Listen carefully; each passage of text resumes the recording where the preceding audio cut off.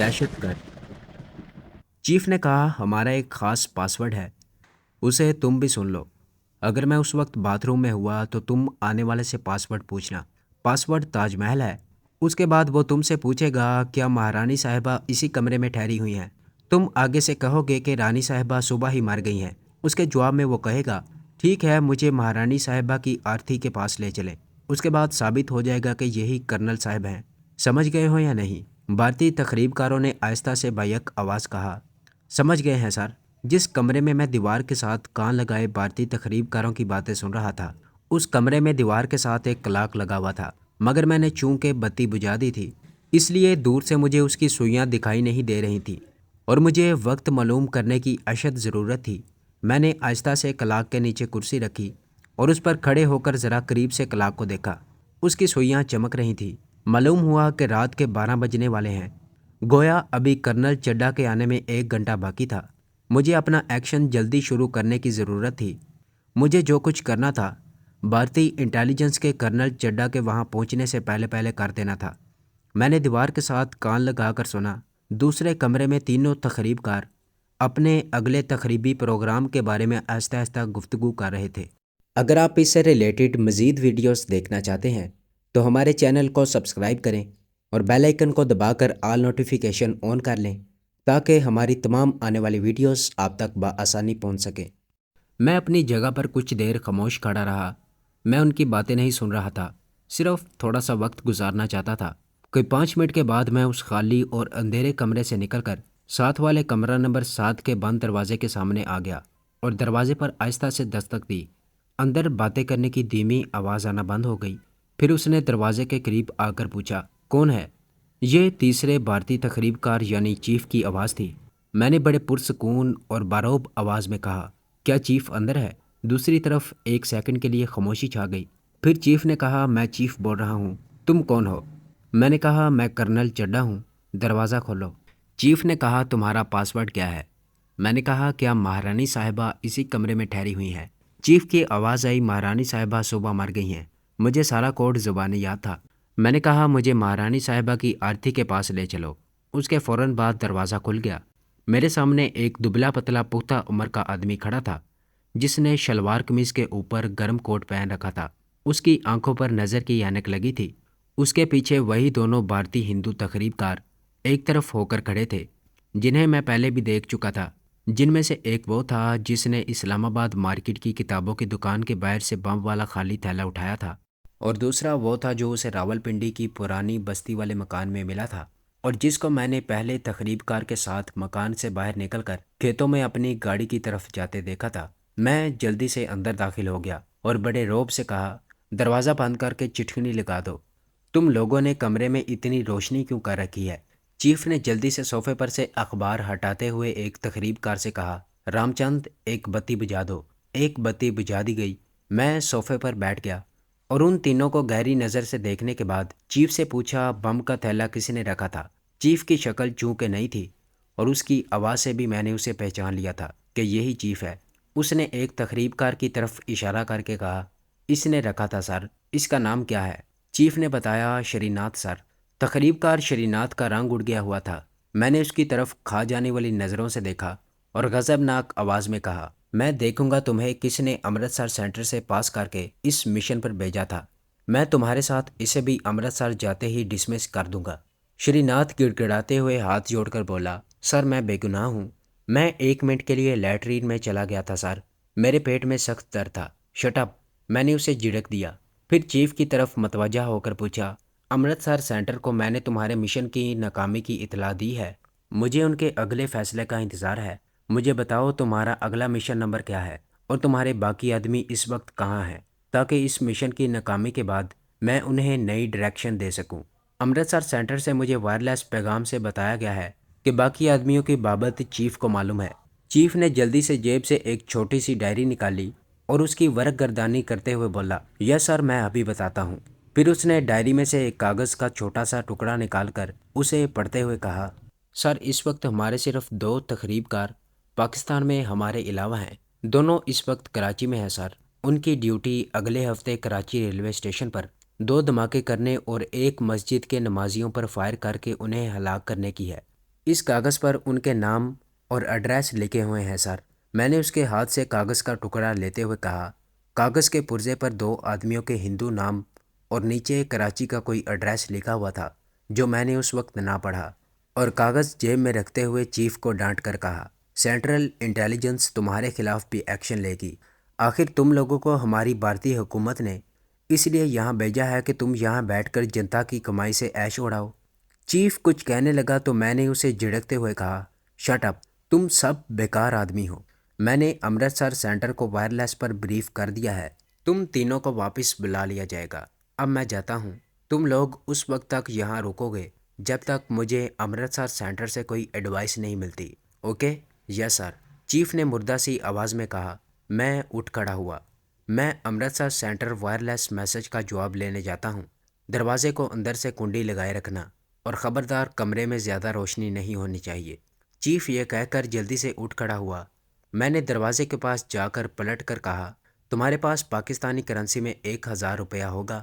Chief نے جلدی سے اپنے کوٹ میں ہاتھ ڈالا اور بٹوے میں سے 100 کے نوٹ نکال کر میری طرف بڑھائے۔ سر یہ 700 پاکستانی روپے ہیں سر۔ ٹھیک ہے، میں نے روپے لے کر کہا، میرے پاس 10,000 کی انڈین کرنسی ہے، مجھے تمہارے پاس جلدی آنا پڑا، پاکستانی کرنسی میں اس رقم کو تبدیل نہیں کرا سکا۔ No problem sir. میں نے چیف کی طرف غور کر دیکھا۔ زیادہ انگریزی مت بولا کرو، پاکستان میں رہتے ہو تو اردو میں بات کیا کرو۔ یہ کہہ کر میں دروازہ کھول کر باہر نکل گیا۔ باہر نکل کر میں رک گیا اور دروازے کی طرف دیکھا۔ چیف نے دروازہ بند کیا اور اندر سے بولٹ کر دیا۔ میں وہاں سے سیدھا ہوٹل کی لابی میں آ گیا۔ یہاں ایک جانب کونے میں چھوٹا سا ٹیلی فون بوتھ بنا ہوا تھا۔ بوتھ میں داخل ہوتے ہی ساتھ لگی ہوئی ٹیلی فون ڈائریکٹری میں ایمرجنسی پولیس کا نمبر تلاش کرنے لگا۔ ہوٹل کے کاؤنٹر سے میں نے ایمرجنسی پولیس کا نمبر اس لیے نہ پوچھا کہ وہاں خامخواہ کا خوف و ہراس نہ پھیل جائے اور تینوں تخریب کار کمرے سے فرار نہ ہو جائیں۔ مجھے بڑی جلدی ایمرجنسی پولیس فورس کا نمبر مل گیا۔ میں نے نمبر ڈائل کیا۔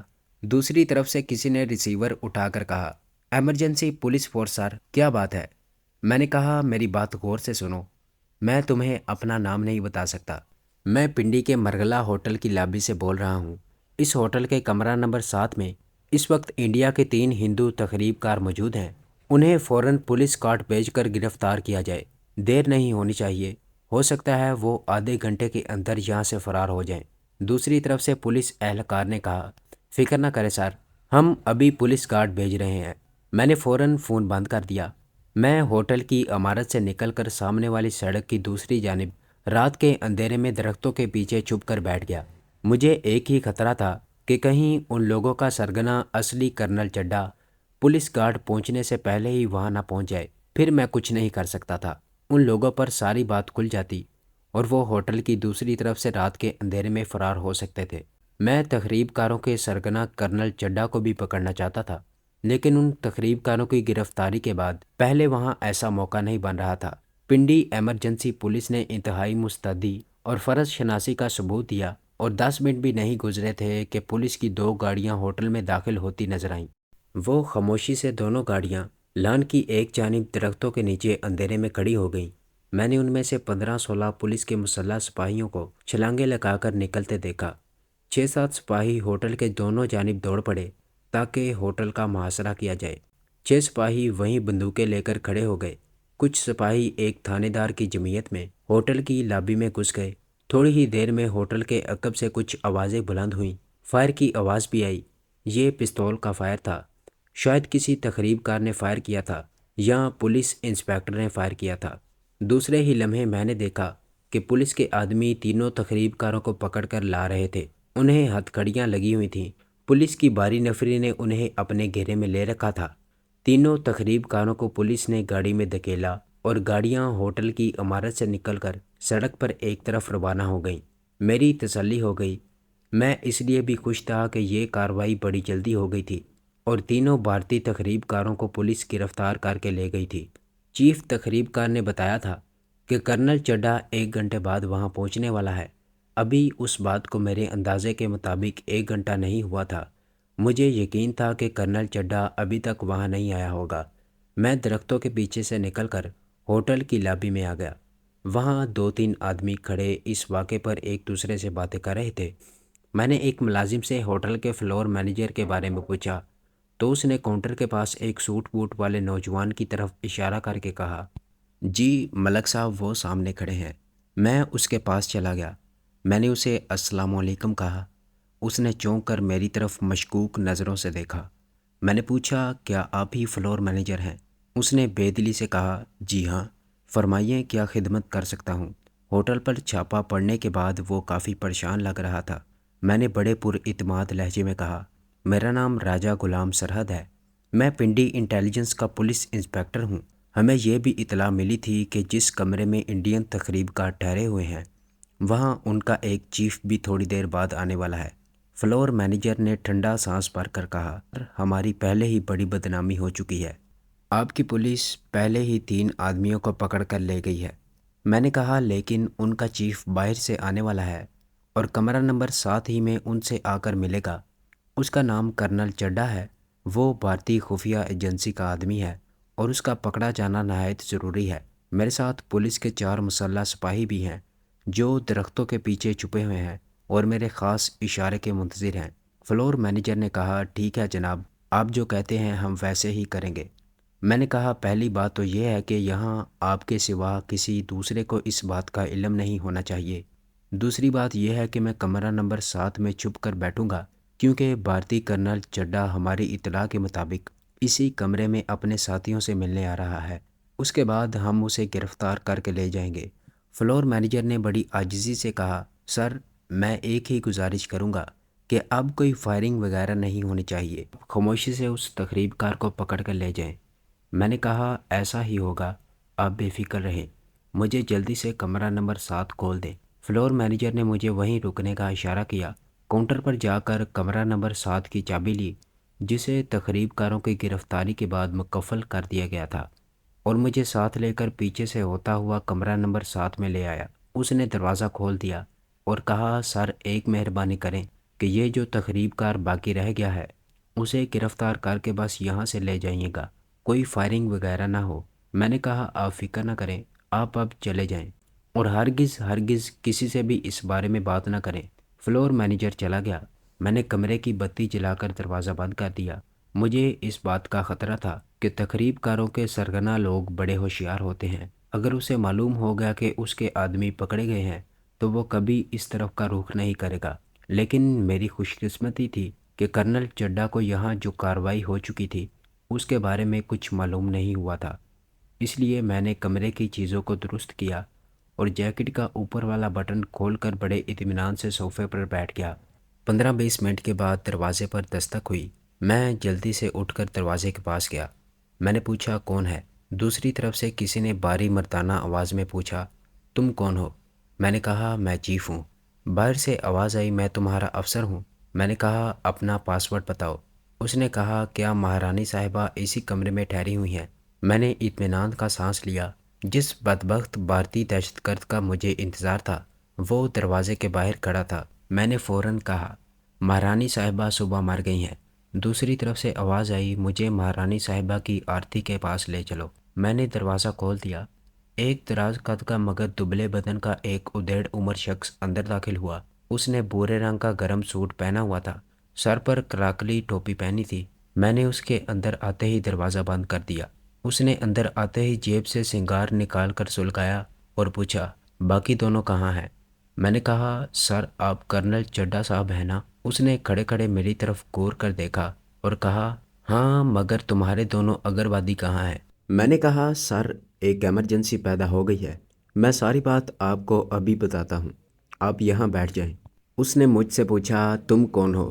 میں نے کہا، سر میں چیف ہوں، ہماری پہلے کبھی ملاقات نہیں ہوئی اس لیے آپ مجھے پہچان نہیں رہے۔ وہ کرسی پر بیٹھ گیا۔ کیا پولیس کو پتہ چل گیا ہے؟ میں نے کہا، جی نہیں سر، ہم اگروادی اتنے کچے نہیں ہیں سر، بس ایک خطرہ پیدا ہو گیا ہے۔ پولیس کسی دوسری واردات کی تفتیش کرنے یہاں ایک کمرے میں آئی ہوئی ہے۔ وہ جلدی سے اٹھ کھڑا ہوا، تب تو ہمیں یہاں سے نکل جانا چاہیے۔ یہ کہہ کر وہ اٹھا اور دروازے کی طرف بڑھا۔ جیسے ہی وہ دروازے کی طرف بڑھا میں نے اپنا الٹا بازو پوری قوت سے اس کی گردن کے پیچھے مارا۔ میرے فولادی بازو کی ضرب ایک ہتھوڑے کی طرح اس کی گردن پر پڑی۔ وہ منہ کے بل گرا۔ میں نے اس کے گرتے ہی اس پر چھلانگ لگا دی اور اس کی گردن کو اپنے بازو کے شکنجے میں لے کر زور سے اوپر کو جھٹکا دیا۔ اس کا جسم ڈھیلا پڑ گیا۔ میں نے پوری طاقت سے ایک اور جھٹکا دیا، مگر میرے پہلے جھٹکے نے ہی اس کی گردن کا منکا توڑ کر اس کا کام تمام کر دیا تھا۔ میں نے اس کی جیبوں کی تلاشی لی۔ ایک رومال، سنگار کا پیکٹ، لائٹ اور ایک بٹوا نکلا جس میں 2000 روپے کی پاکستانی کرنسی تھی۔ 700 روپے میرے پاس پہلے تھے۔ یہ 2000 روپے کے نوٹ بھی میں نے اپنی جیب میں رکھ لیے۔ اس کے بٹوے میں اور کچھ نہ نکلا۔ یہ لوگ ایسی کوئی شے اپنے پاس نہیں رکھتے جس سے ان کے گروہ کے دوسرے لوگوں کا سراغ مل سکے۔ اس کے پاس کوئی چاقو، پستول وغیرہ نہیں تھا۔ میں نے اس کی لاش کو وہیں پڑا رہنے دیا اور خاموشی سے کمرے سے نکل گیا۔ میرا مقصد پورا ہو چکا تھا۔ اب مجھے کراچی کے ان 2 بھارتی تخریب کاروں کو ٹھکانے لگانا تھا جن کے نام اور کراچی کا ایڈریس والا کاغذ میری جیب میں تھا۔ میں ہوٹل کی پچھلی طرف سے ہو کر باہر سڑک پر آ گیا۔ رات کے 2 بج چکے تھے۔ سڑک دور تک خالی پڑی تھی۔ رات سرد تھی۔ راولپنڈی کی راتیں نومبر میں بھی کافی سرد ہو جاتی ہیں۔ میں نے جیکٹ کا اوپر والا بٹن بند کر لیا اور جیبوں میں ہاتھ دے کر سڑک پر چل پڑا۔ اس بات کا امکان تھا کہ چونکہ اس علاقے میں بھارتی تخریب کار پکڑے گئے ہیں، ہو سکتا تھا کہ CID کے آدمی اس طرف چھپے ہوئے ہوں۔ مجھے اپنے آپ کو بھی پولیس سے بچانا تھا کیونکہ پنجاب کی پولیس کو میری بھی تلاش تھی۔ تو یہ تھی ہماری آج کی ایپیسوڈ۔ امید کرتا ہوں کہ آپ کو یہ کہانی اچھی لگی ہوگی۔ اسے لائک کریں، شیئر کریں اور کمنٹ میں اپنا اظہار خیال ضرور پیش کریں۔ اور اگر اس چینل کو سبسکرائب نہیں کیا تو اس چینل کو سبسکرائب کریں اور بیل آئیکن کو دبا کر آل نوٹیفیکیشن آن کر لیں۔